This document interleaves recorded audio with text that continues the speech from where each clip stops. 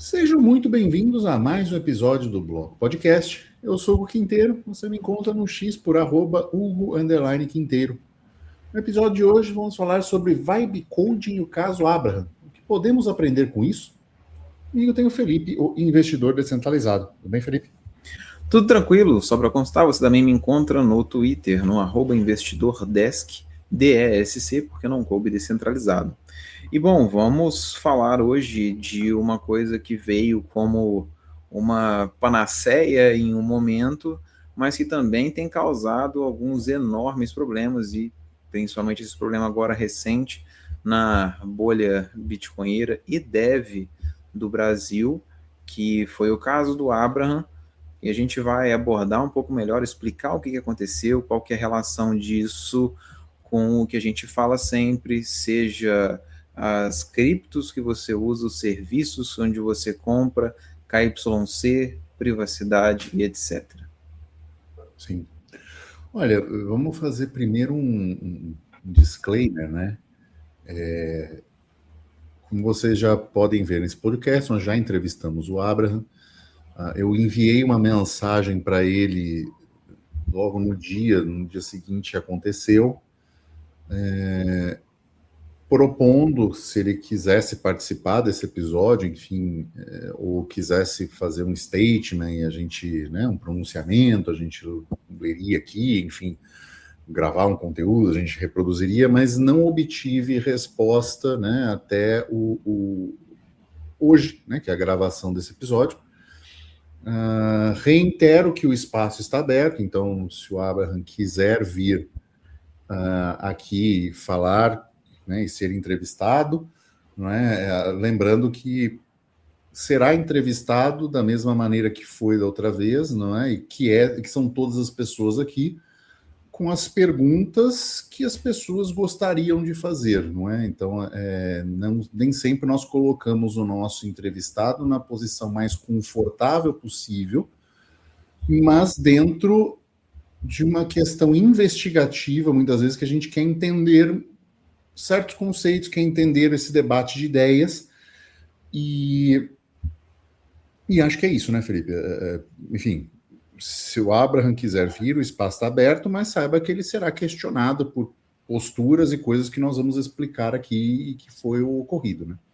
Não, sim, é bem imparcial, querendo ou não é atacando o Abraham de longe, tem coisas que ele tem que a gente concorda ou discorda, e não tem problema, mas é óbvio que a gente, como imparciais às vezes, né, ou como pessoas de bom senso, a gente entra em contato, propõe uma conversa, né, propõe ele se explicar o que aconteceu talvez, né, ou se ele não quiser vir, e se ele vier, ótimo, maravilha, a gente vai conversar, vai discutir abertamente o que realmente aconteceu e tudo mais, né? Mas enfim, vamos, como você que me mandou o caso, você quer contar o que foi que aconteceu, e depois a gente vai entrando nos detalhes mais pontuais ou mais técnicos?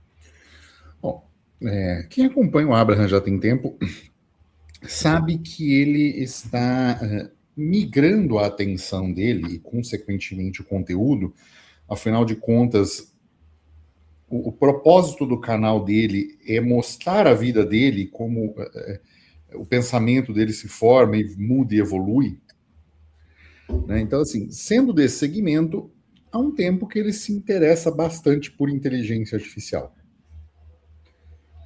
E essa mudança nele veio tanto no sentido de querer agregar aos documentários inicialmente, mas depois, assim, se aprofundou em construir ferramentas. Sabe aquela possibilidade que estão sendo argumentada que o próximo bilionário, né, está para nascer o bilionário que vai estar sozinho com uma IA e criar um negócio a partir disso? Sim. É um pouco em cima disso, que ele, não sozinho, mas assim, com uma estrutura extremamente enxuta de pessoas e uma IA e desenvolver produtos em cima disso.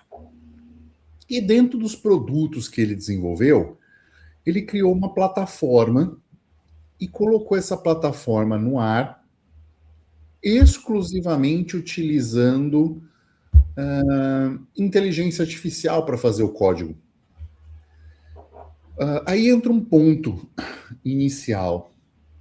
Quando ele fez isso, ele criou conteúdos dizendo que assim, a barreira do código tinha sido eliminada. Os programadores estão com os dias contados, porque, afinal de contas, hoje a linguagem de código é qualquer língua, né? Porque se você interage com a IA, ela vai te responder aquilo em código, então termina isso. E isso não caiu exatamente bem para um determinado público, e a gente já sabe qual público que é, né? Os públicos de desenvolvedores e principalmente os públicos de cibersegurança, né? Então já criou essa rusga, né? Um conteúdo viralizando em cima de um ponto que é óbvio, quando viraliza por causa dessa coisa mais visceral, por assim dizer, né? De um grupo se sentir atacado e responder, e o outro, né? Para uma coisa, para um debate de ideias um pouco mais acirrado nesse sentido. Mas, enfim, entenda que o Abraham criou esse portal, criou esse conteúdo, divulgou isso, né, para pessoas dentro do curso dele, enfim, para uma série de usuários, e esse conteúdo, e ainda assim divulgou esta forma que eu não sei se pega bem ou pega mal, mas criou essa animosidade. Uma coisa que eu não acompanhei, ele estava promovendo alguma coisa específica? Ele falou o que era? Como assim? Tipo, você falou que ele jogou isso para a comunidade. Ele jogou para a comunidade, tipo assim, olha, eu tô fazendo um negócio novo, eu criei um negócio novo, né? Usa aqui porque a gente não precisa mais de desenvolvedor, ou era só tipo um comentário? Ele criou um conteúdo, olha só, desenvolvi esta plataforma para os meus alunos no curso tal, sem saber programar e sem contratar desenvolvedor, porque a barreira do código foi quebrada. Isso ele jogou em público. Entendi. E isso gerou essa animosidade. Tá? E aí essas coisas foram evoluindo, né? E a plataforma, e ele falando, olha, essa plataforma e tal e tal. E aí o conteúdo é open source, então lançamos o GitHub, qualquer um pode utilizar e tal. Quando fez isso, os desenvolvedores foram olhar. Quando eles olharam, eles viram que quando ele subiu tudo online, ele subiu um arquivo chamado blá blá blá.env. E aí foi a hora que eu te mandei. Falei, isso aqui é meio zoado, né, Felipe? E aí ele subiu esse arquivo, e este é um arquivo que aí o Felipe até me explicou, então você pode falar, que me explica, que você explicou direitinho para mim, eu consegui entender. Fala aí. Então, só para começar, né, essa fala, eu não sou desenvolvedor, tá? Então, vocês estão ouvindo de um leigo, só que eu sou muito curioso, eu gosto muito de ler sobre isso. Então, eu acabo entendendo um pouco mais como funciona. Enfim, o que aconteceu foi que quando ele tornou o código dele open source, né, ou seja, código aberto, que é uma coisa que você faz realmente via um site chamado GitHub, o código do Bitcoin está no GitHub, por exemplo. Ele é código aberto, você consegue acessar lá e ler o código do Bitcoin, por exemplo. Se você vai lá no GitHub e você vê o código do que você quiser, que está lá disponível. O Abraham colocou o código do programinha que ele fez lá. Só que todo programa, ele precisa, às vezes, de algumas credenciais. É como se fosse a sua senha para acessar algumas coisas. Digamos que assim, eu tenho que ter uma senha para entrar no YouTube, para assistir um vídeo. Só que a YouTube, ela tem que ter umas senhas que é só dela para conseguir acessar outros servidores, outras bases de dados, algumas coisas que estão por trás do site. Então, são essas credenciais que ele subiu num arquivo chamado .env, ou env.local, depende de como ele estava programando. E esse arquivo, que é o env.local, ele é um arquivo que ele precisa ser local, ele não tem que ir para a internet. Ele fica só na sua máquina. E ele não atentou, acabou fazendo o upload desse arquivo .env para ficar disponível na internet, e a função do arquivo env ou env.local é pura e unicamente guardar credenciais. Então, ele subiu e tornou público um arquivo com todas as credenciais que dava acesso a tudo que você possa imaginar que ele tinha naquele site, naquela plataforma que ele forneceu. Qualquer pessoa, e na verdade isso aconteceu, né, os desenvolvedores que entraram em contato com ele e que deu o burburinho todo no Twitter, falaram, olha, em 2 minutos eu consegui acesso aos dados de todos os seus clientes. Por conta disso. E de outras falhas também, né? Mas principalmente por conta disso. Todas as credenciais estavam lá, então você conseguia mexer em tudo que é da pessoa. Um grande exemplo, né, um grande paralelo disso seria se você subisse a sua seed, por exemplo, para o Google Drive da sua empresa, sabe? E aí aparece lá no Drive ou numa pasta compartilhada na sua empresa, seed contendo milhões de reais em Bitcoin. E aí todo mundo consegue ver e acessar. É mais ou menos isso que aconteceu. Então, qual que é o problema nessa história toda, né? Além da... Não vou nem entrar ainda no problema que a gente vai discutir ainda do que aconteceu e como que ele reagiu. Mas isso é um problema que tem ocorrido muito com a pessoa, né, com as pessoas no geral que não são desenvolvedores assim e que estão começando a entrar nesse mundo e trabalhar com IA e fazer o que a gente chama de vibe coding, né? Vibe coding é um termo que surgiu, eu acho que foi com o dono da Anthropic, que é o dono da Claude, alguém ou do ChatGPT, ou foi alguém assim que mexe com o negócio de IA e falou tipo assim, ao escrever um tweet, o cara falou, olha, eu gosto mesmo, eu tenho aproveitado muito, tenho brincado fazendo um vibe coding, porque eu vou só falando para IA o que eu quero e ela vai fazendo. Tipo assim, você vai no flow das ideias e não faz código nenhum e só fala para que a IA faça o código. E a IA faz o código. A IA produz, de fato, o código para aquilo que você pede.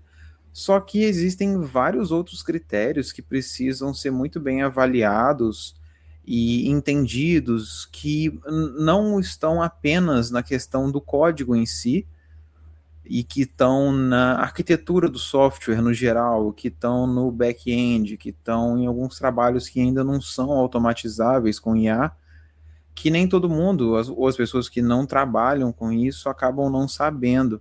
E infelizmente foi o caso dele, que não sabia de alguns detalhes, como por exemplo esse do arquivo .env, que você não faz upload de arquivo .env, ele é local, ele tem que ficar local.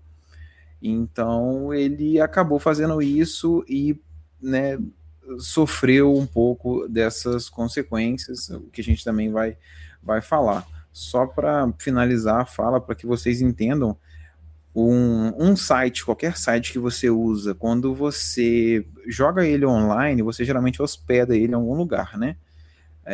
Tem o mais famoso que fica aparecendo aí na coisa, é o Hostinger, essas coisas assim. Digamos que você coloque o seu ar no site, na Hostinger, você tem algumas credenciais que você precisa que o site acesse para, sei lá, pegar cotação de uma cripto, para pegar a cotação do dólar, ou para acessar outros serviços. Essas credenciais, já que você não pode subir elas e deixar online elas disponíveis, como que você resolve isso? No próprio site onde você hospeda, na Hostinger, por exemplo, tem uma seção lá separadinha, que é para as .env, ou as variáveis de ambiente. é o nome em português. Quando você vai no site, você consegue colocar essas credenciais do .env de forma criptografada, salva no site, exatamente para você não ter esse vazamento de dados, para você ter esse cuidado com essas credenciais. Foi o que não ocorreu, né? Mais uma vez. Mas, de toda forma, uma pena e algo a ser aprendido, né? Com base nessa história toda. Mas, enfim, foi mais ou menos isso que ele fez, né? Vamos dar continuidade aí. A gente tem que falar de como que o povo descobriu, qual que foi a repercussão, como que ele reagiu. Então, assim, aí começam os desdobramentos, né? Porque houve um momento que a minha timeline no X era isso, só isso. Criou-se uma vertente. Então, os caras entraram, uma conta falou, olha, eu demorei literalmente 2 minutos para entrar e descobrir informações do seu cliente e tal. E aí começou a divulgar, tipo, mostrar, fazendo, sabe, aqui, tipo, a lista de e-mails, censurando os e-mails, né? Mas, ó, deixou o arquivo e tal.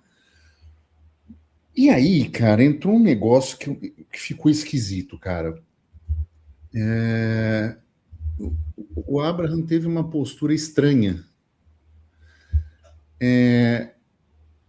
Ele trucou, sabe? Ele virou e falou assim: nós fomos invadidos porque os desenvolvedores com inveja estão assustados e com medo, e aí invadiram o sistema. E aí começou a ficar esquisito esse negócio de invadiram, porque se você divulga online o arquivo, né, não é invasão, é acesso. Né? E aí começou, inclusive, apareceu na minha timeline falando disso, um advogado chamado João de Senzi, que ele começou a produzir uma série de conteúdos em cima disso. E o primeiro vídeo dele é ele, então, pessoal, eu vou explicar para vocês, isso aqui é uma chamada de API. Pum, assim, o cara na linha de comando fazendo.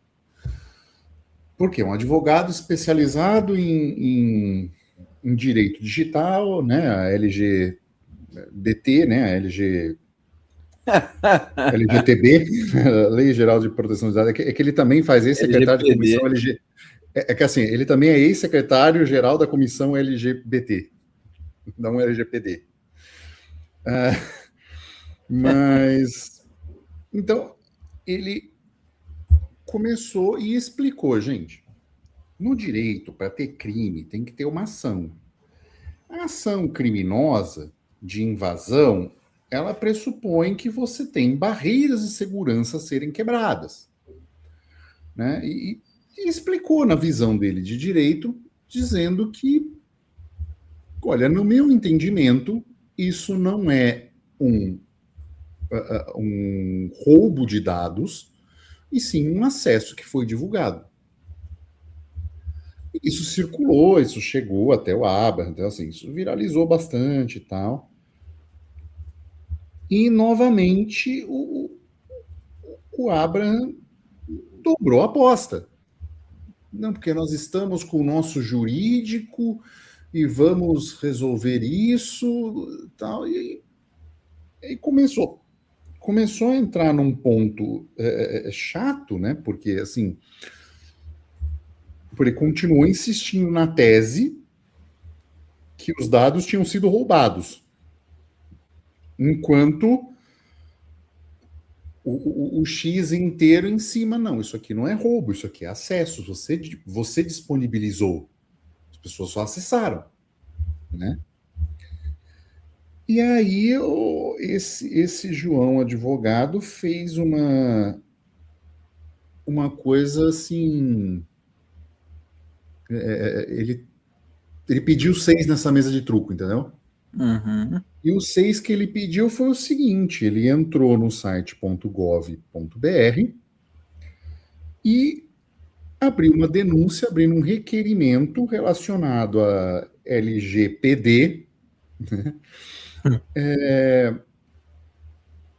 Com o seguinte argumento: ele falou, vou denunciar porque isso protege todos que participaram da situação. Se o Abraham negar o vazamento perante a Agência Nacional de Proteção de Dados, não vai poder processar ninguém por vazamento. Se não houve vazamento, não houve crime.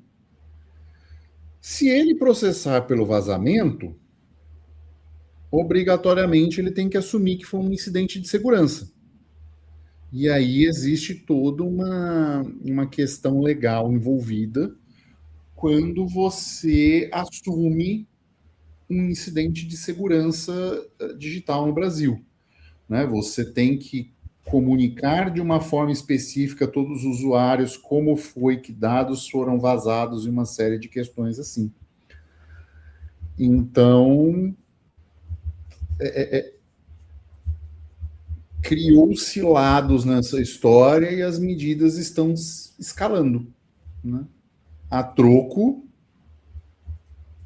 dessa questão de usar inteligência artificial, que é boa, que te dá respostas, mas que peca na segurança digital, que é um outro ponto, né? Normalmente são pessoas distintas dentro de uma empresa que fazem, né? Quem faz o front-end do site é uma pessoa, quem faz back-end do site é outra pessoa, quem faz a cibersegurança normalmente é um terceiro elemento, ou uma terceira empresa, né?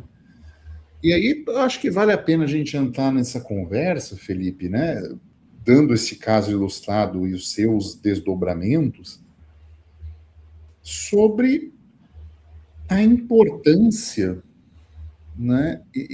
E por que, pelo menos eu acho, que programadores e principalmente empresas de cibersegurança não vão desaparecer com o avanço da IA, porque nós estamos falando de situações que envolvem compliance. E o risco, empresas existem nesse sentido para mitigação de riscos jurídicos para outras empresas ou para outros produtos, né? Como a gente mesmo fala, pô, mas a blockchain é algo super simples de ser usada como um cartório. Então, por que existe cartório? Porque existe uma série de infraestruturas jurídicas e legais e burocráticas que utilizam esse sistema e validam esse sistema. Então, se dá um problema, uma ata notarial num cartório é prova para um juiz. Mas agora vai lá e crava a JPEG na blockchain do Bitcoin e tenta falar para o juiz, olha, tá aqui, ó, é imutável. Bosta. Não aceito. Uhum. E a gente tem uma situação dessa com desenvolvimento de software, com desenvolvimento de qualquer coisa que seja nesse sentido de programação, que é o risco legal e o risco de compliance, que essas coisas ainda são e serão dependentes de seres humanos. Então, é óbvio que o que eu vejo é o que eu consigo vislumbrar de um cenário desse é com a evolução de modelos de linguagem, né, de IA, eu acho que você vai reduzir, por exemplo, grandes departamentos que tinham, né, como aconteceu no X, por exemplo, né, era um monte de funcionário lá e dá para cortar e ficar com 20%, 30% disso. Acho isso perfeitamente possível. Agora, que o X um dia vire 100% uma IA que vai lidar com o código, aí eu acho completamente impossível. Tá, vamos lá. O que acontece? Eu tenho algumas opiniões acerca dessa questão da IA que eu acho que é interessante a gente falar, mas primeiro eu queria falar da questão da reação dele. Eu vi as pessoas falando que talvez o maior dos problemas foi a forma como ele reagiu. Uhum. Porque talvez ele não botou fé, né? Assim, no linguajar popular falando, que realmente o negócio dele estava ruim. Às vezes ele acreditou demais na capacidade ou dele ou da inteligência artificial e acabou gerando esse problema, né, esse dissabor aí, quando não só as pessoas conseguiram descobrir, acessar, mas também gerou os outros problemas, como você falou aí, até legais, talvez, a gente imagina que isso esteja acontecendo. O que é complicado ali? Talvez realmente se ele tivesse sido humilde, eu não vi, eu não vi tanto assim para eu falar que ele foi soberbo, ou que ele não foi humilde. Mas eu vi comentários de pessoas falando, talvez se ele fosse mais humilde, isso teria sido resolvido de forma um pouco mais fácil e não tivesse dado toda a repercussão que deu. Porque as pessoas erram, sabe? Todo mundo erra, todo mundo cria um protocolo que uma vez ou outra acontece. Quantos foram os hacks que a gente trouxe de notícia aqui nesse podcast? Quantas foram as vezes que a gente falou, toma cuidado com o contrato inteligente, porque ele não é tão mais inteligente do que o programador que programou ele. Exato. Então você tem que ter um pouco dessa noção, ou às vezes de um pouco de senso crítico, para avaliar esse tipo de coisa. E talvez, enfim, talvez teria resolvido ou não, não sei, mas passou e a gente chegou no ponto que a gente chegou. Uma pena que tenha chegado nesse ponto, mas, enfim, a minha percepção acerca do uso de IA, né, e que é o que pode até ter feito com que ele confiasse demais no que foi falado. O que acontece? Inteligência artificial é um tópico enorme para a gente conversar, principalmente se a gente for falar de vibe coding ou até mesmo de programação com IA, que são coisas distintas. Uma coisa é você fazer vibe coding e outra coisa é você fazer o SDD, é o Spec Driven Development. Spec Driven Development você usa IA do mesmo jeito que você usa no vibe coding. A grande diferença é que grandes empresas usam o SDD porque você tem vários desenvolvedores que sabem o que está acontecendo ali. E eles conseguem dar um pouco mais uma correção de curso para onde aquele código está indo e sendo criado. É bem diferente do vibe coding, eu não sei nada, eu vou e abro alguma dessas plataformas que permite com que você crie código, eu abro ela e falo assim, faz para mim um app aí que vai render milhões. Entende? É uma coisa um pouco diferente. Às vezes ele acreditou demais nessa possibilidade. Cara, a interação, né, ela é muito... A maneira com que você interage, ela é fundamental para o sucesso ou fracasso do resultado, né, desses modelos. Então, é aquela coisa, né? É perguntar, vou subir isso de forma pública no GitHub. Tem algum arquivo que eu deva me preocupar? Não é? Como as pessoas poderiam... Agora, imagine esse sistema online desta forma que você disse. Como ele poderia ser invadido? Não é? Assim, qualquer pergunta para a IA ajuda muito, né, cara? Porque, assim, se você deixar, ela surta com temas que você sabe. Então, assim, tenta perguntar uma IA coisas que você sabe e veja como ela divaga, às vezes, se você direcionar. A partir disso, você começa a entender aonde ela pode divagar e, a partir, e construir, né, e criar parâmetros melhor de fazer boas perguntas, cara. Esse é o grande segredo desses modelos. Você tem que saber fazer boas perguntas. Agora, olha o nível intelectual, né, geral da galera. Então, a gente, talvez as pessoas, elas acabam confiando demais, porque a IA, ela faz isso hoje. Ela te dá o que eu chamo, né, o que existe já de upskill. A IA, ela te joga um nível para cima, ou vários níveis para cima. Se você é muito ruim e os níveis para cima que a IA te joga não te faz você chegar tão longe, beleza, você subiu de nível.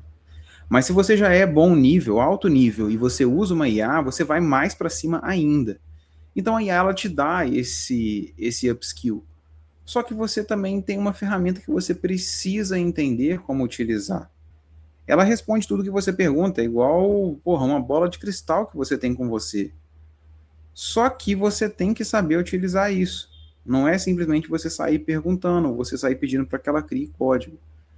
E aí que acontece esse tipo de coisa, né? Você vai ter esse tipo de problema e tudo mais, porque as pessoas elas ainda não têm esse devido cuidado. O que acontece? Existe também uma discussão muito forte, né, na bolha dev, se você for olhar acerca do uso de IAs ou vibe coding, vai tirar meu emprego, não vai, já não tem emprego para o júnior, né, o mercado de desenvolvedores no Brasil, ele está péssimo, assim como a maioria dos mercados no Brasil, e alguns colocam culpa em IA, outros não, e aí vem o pessoal agora com essa possibilidade de, eu vou fazer criar uns programinhas aqui com vibe coding e blá blá blá e tudo mais. Qual que é a grande questão disso? Você usar IA para fazer código permite com que você faça código? Permite. Mas, da mesma forma que você não vai pegar a IA, que também faz texto, e vai virar um escritor, talvez você não vai virar um programador só porque a sua IA faz código.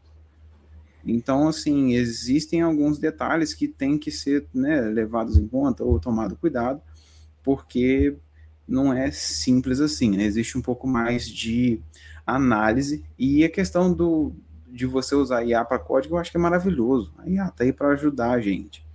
E tem muito desenvolvedor, assim, antigo, o cara é sênior, o cara já é foda, que usa isso porque de fato ajuda. Ela faz um trabalho bom para você, ela aumenta a produtividade, ela permite com que você escale, tem muito benefício nesse meio. Não está errado você utilizar. Só que, diferente de você pegar uma IA que escreve e se falar que você virou um escritor, ou uma IA que faz imagens e você falar que você virou um artista plástico, quando você começa a fazer código com IA, você depende do que você faz com esse código, né? E aí você pega e faz o que o Abraham fez. Ele criou uma plataforma para os alunos dele, válido, justo, muito legal. Só que você acaba tendo um problema, o quê? Da informação pessoal, quando você traz essa pessoa para o seu aplicativo, para o seu código. Essas pessoas, elas entraram no aplicativo dele com dados pessoais, dados sensíveis. E a má estruturação causou esse problema quando as pessoas foram lá verificar e ver que realmente não tinha nenhum nível de segurança nesse tipo de coisa. Então acaba sendo um problema, né, um pouco maior, que a ferramenta que pode te ajudar, ela também pode ser usada às vezes como uma arma por outros, e enfim, alguém tem que responder nessa história toda, né? Eles mostraram, em algum tweet eu vi isso, que dava para ver os dados da receita do YouTube do cara, dava para ver. Sim. Acessaram muita coisa. Tudo que você imaginou, né?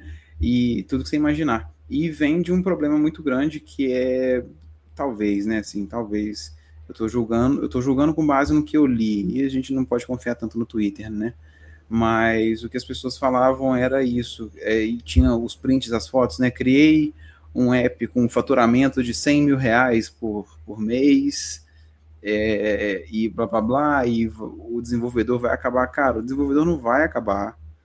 A gente precisa do desenvolvedor. O que talvez a gente possa estar vendo é uma filtragem do desenvolvedor. O desenvolvedor nunca vai deixar de existir. Assim como o artista não vai, o escritor não vai. A grande questão é que você começa a filtrar os bons desenvolvedores, aqueles que eu preciso na minha empresa para que eles desenvolvam um bom trabalho, seja usando IA ou não, e aqueles desenvolvedores que não são bosta nenhuma e que uma IA substitui eles. Se o que você faz é substituível por uma IA, meu amigo, realmente passou da hora de você ver outra coisa. Então, sim, assim, essa é uma outra parte dessa discussão. Então, eu entendo, né, assim, eu acho que... Ou que seja, pelo menos assim, aprender a fazer IA para fazer o trabalho que você faz. Sim, você tem que fazer alguma coisa dessa, né? O que acontece mesmo, que eu acho que ficou ruim, foi quando você compra essa briga, no caso dele, né? Se colocando, tipo assim, gente, o dev vai acabar, e não sei o quê, e tal, porque, olha só, eu fiz um aplicativo, então o dev vai acabar. Porra, você não sai de uma premissa e chega naquela conclusão só com isso. É muito dado para você chegar na conclusão de que o dev vai acabar partindo da premissa de que eu fiz um app sozinho. Então, tem esse problema também, né? É uma pena que tenha sido dessa forma, mas isso vai gerar muito encargo, porque viralizou a falha dele, viralizou o erro, e o pior de tudo, viralizou uma postura e um posicionamento, às vezes, meio que soberba por parte dele, do tipo, o dev vai acabar, eu fiz um aplicativo sozinho e ele fatura 100 mil reais por mês, e tipo, foda-se todo mundo. E quando a merda deu e todo mundo falou, tipo assim, cara, você tá errado, olha só esse aquilo, ele, não, tipo, meu jurídico tá vendo. E tanto que o pessoal ainda mandou lá, tipo assim, o jurídico dele, é o Chat GPT, é os nomes assim, tudo tipo meio que chinês, é tudo nome de IA, sabe? Então, isso queima muita reputação, sabe? Para uma coisa que talvez não precisava ser assim, ou que poderia ser uma bela oportunidade de aprendizado. Você imagina se isso fosse tomado, às vezes, com outros olhos, né? Poxa, olha só, gente, esse cara aqui que é grande, que é interessado com IA, ele foi lá, fez um vibe code, pô, deu errado, mas ele interveio, ele ouviu a gente e, pô, toda a bolha dev se uniu, os advogados e o pessoal que achou, e ele conseguiu arrumar, e agora ele está ofertando um produto bom. Isso poderia ter tomado outro rumo, sabe? Só que é aquela coisa, né? Eu acho que aquela... Tem um negócio que vende cripto que é dele, eu acho, não tem? Aquela Moose, uma coisa assim? Muse. Não é dele. Eu sei que ele é parceiro da Muse. Na verdade, assim, aproveitando o momento, né, cara, a gente perdeu um pouco do diálogo mais frequente por dois motivos. Por falar do Monero, e ele foi atacar a comunidade do Monero, falando que era um bando de chato e não sei o que e tal. Não entendi muito. E depois, justamente, essa questão, porque a gente tem essa postura de milhares de conteúdos e muito conteúdo em cima do Pix ser um sistema de rastreamento. E se ele é um sistema de rastreamento, qualquer solução que você cria a partir dele, você não está sendo anônimo, nem privado, né? Você tem um vetor de ataque extremamente gigante. E aí ele, né, tem as parcerias dele que utilizam o sistema Pix de Pix, que é algo que a gente já não diria exauriu, mas por A mais B que não funciona de bosta nenhuma, né? Desculpa. Um jeito mais direto, é isso mesmo. Então, assim, a gente perdeu um pouco desse diálogo que tinha, assim, mas eu acho que, cara, é complicado você cometer um erro dessa forma, e que é um erro de cibersegurança, e tentar dessa maneira trucar, sabe, dobrar a aposta. Não sei, achei não era algo que eu já tinha visto, né, assim, ou que já tivesse sido mostrado anteriormente pelo Abraham. Isso ficou meio claro e chato, né? Chato. Poderia realmente, como você disse, ser uma oportunidade de aprendizado, né? As pessoas poderiam usar isso como oportunidade de aprendizado para ambos os lados, né? Os próprios desenvolvedores mostrarem importância de cibersegurança, pode ser até no próprio projeto, ou, né, enfim, que não fosse tão caro do jeito que está sendo pro próprio Abraham isso, né? Porque agora o cara está aí com um belo dilema na mão, com uma denúncia da Agência Brasileira de Proteção de Dados para lidar, porque resolveu que comprar uma história que coloca ele em lençóis bem complicados, né? Enfim. Ou ele prova agora que ele teve uma invasão de dados e não tomou as devidas atitudes que estão na lei, que deveriam ser tomadas, ou ele não assume que houve um vazamento de dados, que não foi um erro de segurança e sim de programação, e dá razão para todo mundo que está dizendo isso.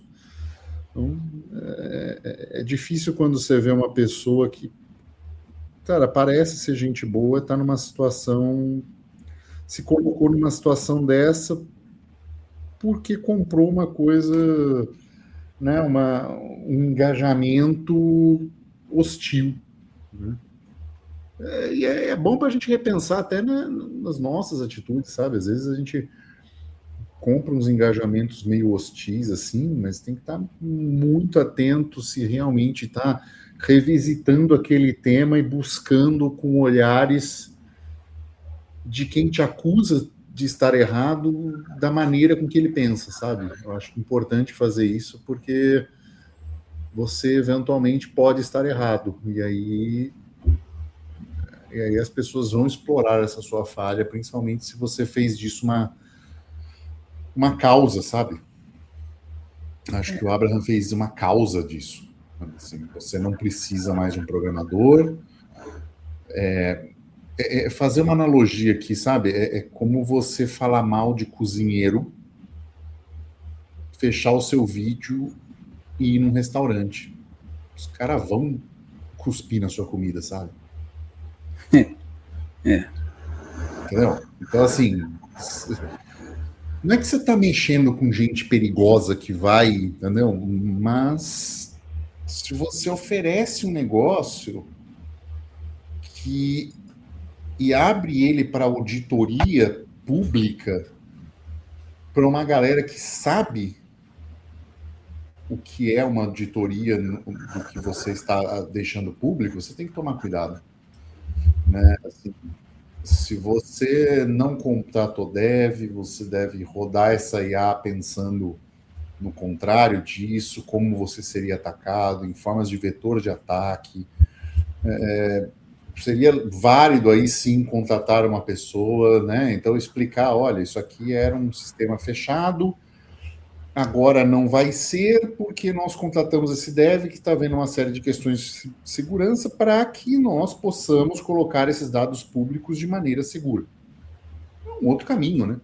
É uma